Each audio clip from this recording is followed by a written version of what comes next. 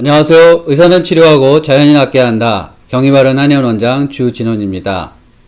자, 오늘은 공황장애 여러 현상 중에서 정말 가장 미스테리하다고 생각되는 하나의 증상이 있습니다. 자, 그것은 바로 수면 발작이라고 하게 되는데요. 자, 오늘은 이 공황장애의 가장 미스테리한 증상인 수면 발작에 대한 정보를 준비했습니다. 자, 공황장애라고 하는 것은 여러 가지 패턴의 어떤 증상들로서 표현이 될 수가 있습니다. 보통 가장 많이 나타나는 것이 이제 질식감을 호소하는 것이 되겠죠. 어떤 밀폐된 곳이나 터널이라든가 이런 데 가면 가슴이 이제 답답해서 숨 잘 못 쉬겠다고 하고 그에 따른 이제 공포 현상들을 나타나게 되죠. 이와 함께 이제 뭐 심장이 막 빨리 뛰거나 또는 이제 운전과 관련돼서 뭐 굉장히 힘들어 하시는 분도 있고 운전을 못 하시는 분도 있고요. 또 음식이 목에 걸려서 내가 음식 먹다가 목에 걸려서 죽으면 어떡하지? 이런 이제 그 공포감을 가지고 계시는 분도 있습니다. 그리고 또 많이 나타나는 것이 이제 어지럼증이라든가 장기간 이제 소화가 안 되고 뭐 목에 걸리는 것 같고 뭐 계속 답답하고 뭐 몇 번씩 내시경을 해도 잘 나타나지 않지만 또 그것이 공황장애와 관련이 되어 있는 경우들도 있습니다. 그리고 이제 오늘 말씀드리려고 하는 것이 바로 잠자다가 공황 발작이 나타나는 이제 수면 발작이라고 하는 것이 되겠습니다. 자, 수면 발작이라고 하는 것은 우리가 잠을 자는데 편안하게 잠을 자고 있습니다. 그런데 이때 갑자기 이제 공황 발작이 나타나는 것입니다. 즉, 숨이 잘 안 쉬어진다고 느껴서 깨시는 분이 있고, 또 자다가 막 심장이 빨리 뜁니다. 뛰어서 또 깨는 분이 있습니다. 두 가지 패턴이 같이 나타나기도 하고 따로 나타나게 되기도 합니다. 이제 그러다 보니까 이런 증상이 가벼울 때는 이제 좀 진정하고 다시 잠을 청하게 되는 경우도 있는데, 이제 처음 겪거나 이제 심한 경우에는 이제 응급실로 뛰어가게 되죠. 내가 극도의 공포감을 느끼게 되니까 이제 이러다 죽으면 어떡하지라는 공포감이 이제 확 범습을 하죠. 그래서 이런 것들이 이제 또 반복 재현되는 경우들이 생기게 되기도 합니다. 그래서 이 공황 발작에 나타나는 이 수면 발작은 이제 수면 발작이 나타나서 이제 잠을 설치게 되죠. 이제 그러다 보니까 굉장히 이제 피로가 누적이 되고 그것으로 인해서 다시 공황 발작이 좀 더 빈도가 많아질 수 있는 개연성을 이제 가지게 됩니다. 그래서 서로 굉장히 악순환을 일으키게 되는 것이라고 보여집니다. 특히 이제 이 공황 발작이 관련돼서 이제 보통 광장공포증이 있는가 없는가를 가지고 굉장히 이제 나누게 되는데 제가 개인적으로 볼 때는 이 수면 발작은 이 공황장애의 어떤 심각 척도를 볼 때 좀 굉장히 중요한 하나의 요소가 될 수가 있겠습니다. 이 수면 발작이 자주 나타날수록 이제 어떤 광장공포증이라든가 대인기피증이라든가 이런 거에 대한 공포와 이제 불안들이 굉장히 심한 것으로 제가 보기엔 이제 보여집니다. 자, 우리가 이 수면 발작이라고 하는 것을 이해하기 위해서 먼저 이제 공황장애라고 하는 것 자체를 다시 한번 이해할 필요가 있다고 생각이 되는데요. 여기에선 이제 우리에게 일반적으로 알려져 있는 사실과 제가 개인적으로 경험하면서 이제 이해하는 바를 가설로 해서 제가 치료하고 있는 이제 그런 토대를 잠깐 말씀을 드리겠습니다.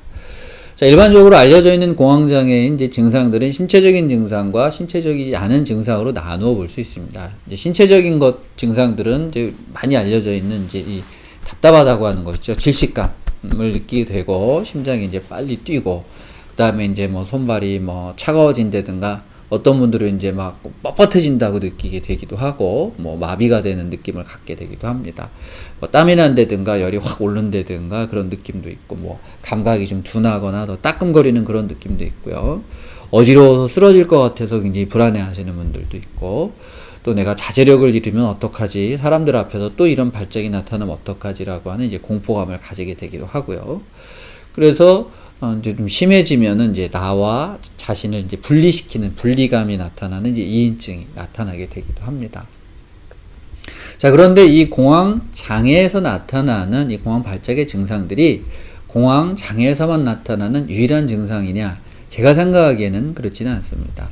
자, 이 공황 장애 증상이라고 하는 것은 인간이 이제 어떤 위험에 처할 때 나타나는 이제 투쟁 도피 반응이라고 합니다. 자, 이것을 이제 자율신경계 중에서 교감신경계가 하는 역할이라고 보통 알려져 있는데요. 이 투쟁 도피 반응과 거의 유사하다고 볼 수 있습니다. 자, 우리가 이제 어떤 위험에 처하면 우리가 도망을 가든지 그 위험과 맞서 싸우든지 해야 되는데 우리가 위험과 맞서 싸울 때 그냥 편안한 마음으로 편안한 몸으로 맞서게 될 수는 없습니다. 우리 이제 내장에 있는 혈액을 싸우기 위해서 도망가기 위해서 팔다리로 보내고 또 우리 심장과 뇌로 보내게 되죠. 그 과정에서 우리가 긴장을 하게 되고 또 에너지를 만들기 위해서 떨리게 되기도 하고요. 뭐 어지럼증이 생기게 되기도 하고 하여튼 이런 우리가 또 그와 함께 극도의 불안과 공포감을 느끼게 되기도 합니다. 우리가 위험에 처해 있기 때문에. 그래서 이러한 종합적인 어떤 반응들이 바로 이제 투쟁 도피 반응이라고 하게 되는데 이 공황 장애의 이제 공황 발작의 증상들은 이런 투쟁 도피 반응과 유사하다고 볼 수 있겠습니다. 자, 그런데 이제 문제는 우리가 이런 투쟁 도피 반응은 어떤 위험한 상황에 노출이 되었을 때 우리 몸에서 반응이 나타나는 것입니다. 그리고 그런 투쟁 도피 반응이 사라지게 될 때는 우리 몸에서도 그런 반응들이 리셋, 제로 상태가 되어야 하는 것이 정상적인 과정이라고 볼 수 있습니다. 자, 그런데 어떤 원인에 의해서 분명히 외부의 위험 상황이 제거되어서 전혀 위험하지 않은데 우리의 몸이 계속 이 투쟁 도피 반응 상태가 남아있는 경우들이 있습니다. 크든 작든지 간에. 그것을 우리가 느낄 수도 있고 느끼지 못할 수도 있습니다. 자, 그래서 이 투쟁 도피 반응이 남아있는 이 상태가 저는 바로 공황 장애의 굉장히 중요한 출발점이라고 생각을 하게 됩니다. 자, 정상적인 사람들이라면 앞서 말씀드린 대로 감정적으로 공포를 느끼고 그 뒤이어서 공포에 따른 신체 반응이 나타납니다. 자, 이것을 우리 뇌에서는 이제 편도체라고 하는 곳에서 공포를 느끼고 시상하부를 하는 곳에 명령을 해서 이 공포의 반응들을 이제 나타나게 되는 것입니다. 자, 그런데 공황장애라고 하는 것은 외부에서 관찰하는 분과 실제 안에서 그것을 느끼는 분은 약간의 시차가 존재할 수 있습니다. 자, 외부에서 느끼는 분들이 공황장애에 대해서 말씀하시는 것들은 뭐냐면 뭐 대표적으로 의지가 약해서 그렇다고 얘기를 하기도 하던데요. 보통 당신이 공포를 느끼기 때문에 자꾸 몸에서 그런 불필요한 반응이 생긴다라고 이야기를 할 수 있습니다. 자, 그런데 실제로 공황장애가 발생하는 그 당사자들이 느끼는 과정을 잘 보면 우리가 전혀 공포를 느끼지 않은 상태에서 감정적으로 공포를 느끼지 않은 상태에서 우리 몸이 먼저 반응을 하는 것입니다. 자, 우리가 밀폐된 곳 장소라든가 만원 버스, 만원 지하철을 갈 때 지하철을 타고 가다가 막 갑자기 이제 숨이 답답해져요. 지식할 것 같고 우리 숨이 잘 안 쉬어지기 때문에 안 쉬어진다고 느껴지기 때문에 이 당사자는 극도의 공포감을 나 여기서 지식해서 죽으면 어떡하지라고 하는 공포 반응을 그 다음에 느끼게 되는 것입니다. 아마 여러분 이제 이것이 반복이 되면 이제 습관이 되어서 어떤 하나의 조건화가 형성이 돼서 예를 들어서 이제 터널을 못 들어간다든가 또 뭐 발작이 일어날 것 같아서 운전을 못한다든가 이런 현상들은 먼저 나타날 수는 있는데 발작의 시초와 어떤 메커니즘을 보게 되다 보면 우리의 몸이 먼저 반응을 한다라고 하는 사실입니다. 이것이 바로 이제 이 일반적인 정상적인 상황과 공황장애가 나타났을 때 반응이 차이가 있습니다. 다시 요약해서 말씀드리면, 자, 우리는 정상인들이란 먼저 위험한 상황이 노출이 되고요. 거기에 대해서 감정의 반응을 느끼게 되고 신체의 반응이 세 번째 나타나게 되는 것입니다. 그런데 공황장애에서는 전혀 상황이 위험하지가 않습니다. 그리고 전혀 우리는 감정적인 어떤 공포의 느낌을 처음엔 갖질 않아요. 그냥 만원 버스이고 터널이고 그냥 높은 곳일 뿐이에요. 그냥 비행기일 뿐입니다. 그런데 갑자기 우리가 몸에서 아무런 상황이 이유가 없는데 공포의 반응이 나타나기 시작한다고 하는 것이 되겠습니다. 자, 그래서 저는 이제 공황장애가 있는 분들의 평소 상태를 이제 고슴도치가 뭔가 방어를 하려고 바늘을 이렇게 잔뜩 탁 세우고 있는 상황. 저는 공황장애를 바로 이렇게 보통 비유를 해드리는데요. 자기가 알고 있든 무의식적이든 당사자의 몸 상태는 이렇게 마치 고슴도치가 방어를 하려고 바늘을 탁 세우고 있는 이런 상황과 비슷하다라고 하는 것이죠. 그래서 우리가 전혀 이런 상황 속에 있다 보니까 위험하지 않은 상황에서도 단지 공기가 좀 탁하다는 이유로 또는 공기가 좀 덥다는 이유로 우리가 질식감을 느끼고 공포감을 느끼게 된다고 되는 것으로 볼 수 있겠습니다. 그래서 우리 몸이 이렇게 만성적으로 긴장돼 있고 스트레스 상태에 있으면서 바늘을 탁 세우고 있는 이런 상황, 이런 상태를 바로 한방에서는 간기울결이라고 표현을 해왔습니다. 다만 이제 이런 간기울결의 증상들과 앞서 말씀드린 공황 발작의 증상들 또 투쟁도피 반응의 증상들의 차이는 투쟁도피 반응이라든가 이 공황 발작의 증상들이 이제 급성적으로 나타나는 것을 표현하고 있다면 이 간기울결이라고 하는 것은 이러한 급성적인 상황이 아니라 말씀드린 이런 증상들이 만성적으로 내재화되어 있는 것, 이것을 바로 간기울결이라고 하게 되는데, 그 증상들을 보면 흉욕고만이라고 해서 우리 가슴이 답답하고 아프다라든가 또 입이 쓰고 마르다, 또 어지럽다거나 우리가 뭐 구토, 소화가 안 된다라고 하는 분이 있고요. 또 실제로 이런 발작 시에 구토를 하게 되는 경우도 있습니다. 그리고 이제 뭐 열이 확 오른다든가 감각의 이상이라든가 이런 것들이 말씀드린 이제 공황장애나 이제 투쟁도피 반응들의 증상이 유사한 측면이 있고, 다만 차이는 이런 것들을 이제 한방에서는 이런 것들이 만성적으로 계속해서 존재를 한다라고 하는 것이 되겠고요. 오히려 우리가 공황장애라고 하는 것은 이런 발작 이전에 이런 만성화되어 있는 상태가 이제 치료에 굉장히 중요하다고 말씀드릴 수가 있고, 특히 이제 한방에서 이 한자로 울자를 표현하고 있는 것은 이런 것들이 이제 기회순환이 안 돼서 뭔가 막히고 쌓여 있다라고 하는 것을 이제 표현을 하고 있는 것입니다. 그래서 제가 생각하기에 이제 공황장애라고 하는 것은 마치 말씀드린 대로 고슴도치가 언제든지 방어를 하기 위해서 바늘을 이렇게 세우고 있는 그 상황에 기회순환이 안 되고 막혀 있는 것, 이것이 바로 공황장애라고 생각을 하고, 저는 이 가설을 가지고 이것을 해결하기 위해서 이제 치료를 하고 있습니다.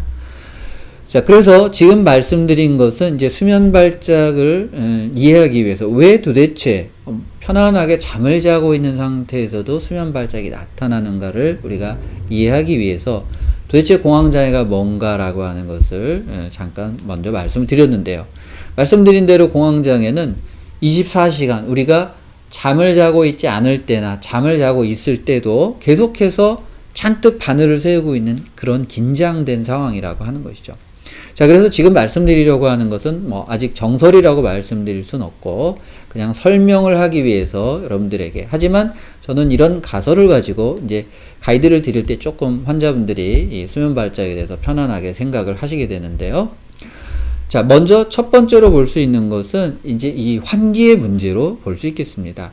자, 우리가 자기 방에서 우리가 잠을 자게 되는데, 자기 방이 거실만큼 넓은 분도 있겠지만 보통 이제 책상과 침대가 들어갈 수 있는 정도 이제 규모의 방이 되겠죠. 그러다 보면 우리가 잠을 자는 동안 이 공기가 아무래도 시원해지기보다는 좀 탁해지게 되고, 시원해지기보다는 좀 더 이제 더워질 수가 있겠습니다. 그러다 보니까 말씀드린 대로 공황장애 환자분들은 탁한 공기나 더운 공기에 의식적인 게 아니라 무의식적으로 내 몸이 먼저 반응을 해버리는 것입니다. 그러다 보니까 잠을 자는 중간에도 잔뜩 긴장해 있는 이제 고슴도치에 바늘을 세우는 상황이다 보니까 나도 모르게 내 몸이 먼저 반응을 하게 되는 것이죠. 자, 그리고 우리가 이제 심장이 막 뛰어서 또 깨시는 분이 있습니다. 자, 이 부분은 이제 제가 몇 번 겪었던 부분인데요. 몇 번 겪으면서 제가 깨면서 이제 이 반복되면서 이제 생각을 했던 것은 대부분 내가 꿈을 꾸고 있는 중간에 이제 이런 현상들을 제가 많이 겪게 되었던 건데요. 이제 환자들과 이제 상담을 하면서 이야기를 해봐도 이제 그런 측면들이 좀 많이 있는 것 같습니다. 자, 우리가 수면이라고 하는 것은 깊은 수면과 얕은 수면 두 가지로 나눠지게 되는데요. 특히 이제 깊은 수면을 렘수면이라고 하게 되고, 이때 사람은 꿈을 꾸게 됩니다. 자, 이때 꿈을 꾸게 될 때 굉장히 중요한 특징은, 예를 들어 꿈속에서 우리가 달리기를 하고 있다면 우리가 달리기를 한다고 하는 것은 이제 근육이 수축되는 것인데요. 실제 꿈을 꾸고 있는 렘수면 상태에 있는 당사자는 근육이 이완되어 있습니다. 절대 수축하지 않습니다. 이완이 되어 있는데 반면 그 당사자의 심장은 굉장히 그 꿈속에서처럼 뛸 수가 있습니다. 자, 우리가 악몽을 꾸게 되면 막 악몽 꾸면서 깨어날 때 심장이 평온한 상태로 깨어나는 분이 웬만해서는 없죠. 같이 심장이 이제 두근두근 하면서 뭐 소리를 지르게 되기도 하고 잠꼬대를 하게 되기도 하면서 이제 깨게 됩니다. 즉, 우리가 잠을 자고 있는 동안에 이런 어떤 꿈을 꾸게 되면 우리 심장은 그에 대해서 반응을 하게 되고, 우리 근육은 이완되어 반응을 하지 않습니다. 이것이 일반적인 현상인데요. 이때 정상적인 사람들의 몸이라면 그냥 심장이 좀 뛰다가 다시 원상태로 금방 돌아가게 됩니다. 하지만 이제 말씀드린 대로 공황장애 환자분들이 고슴도치가 바늘을 세운 그런 상태에 있다 보니까 더 민감하게 내가 의도하지 않지만 내 몸은 반응을 하게 되는 것이죠. 그러다 보니까 잠을 자다 깨게 되고 또 혹시 또 여기에 이제 뭐 공기가 좀 탁하다면 또 깨게 될 수 있는 것이라고 볼 수 있겠습니다. 자, 그래서 지금 말씀드린 것은 바로 수면 발작이 도대체 왜 일어나는가? 그것은 바로 우리의 몸이 공황장애 환자분들은 잠을 자고 있을 때나 또 깨어 있을 때나 24시간 내 의지와 의식과 무관하게 계속해서 바늘을 세우고 있는 상태가 되어 있기 때문에 벌어지는 일이라고 볼 수가 있겠습니다. 자, 그래서 우리가 이것을 어떻게 대처할 수 있겠는가? 일단 먼저 공황장애라고 하는 것이 어떤 것인지 이렇게 바늘을 세우고 있는 상태라고 하는 것을 조금 이해를 하실 필요가 있겠고요. 그에 따라서 이제 수면 전에 우리가 공포 영화를 본다든가 또 액션 영화 뭐 이렇게 폭력성이 높은 액션 영화를 보면 잔상이 아무래도 남고 영화를 보고 나서 그것이 꿈에 나타나는 경우들이 종종 있게 되죠. 그래서 우리가 불필요하게 이렇게 자극을 줄 필요는 없다는 것입니다. 그래서 잠을 자기 전에는 최소한 우리가 이런 자극적인 영상을 통해서 우리의 잔상이 남아서 꿈속에서 재현되지 않도록 좀 해야 되겠다 이런 생각이 좀 들고요.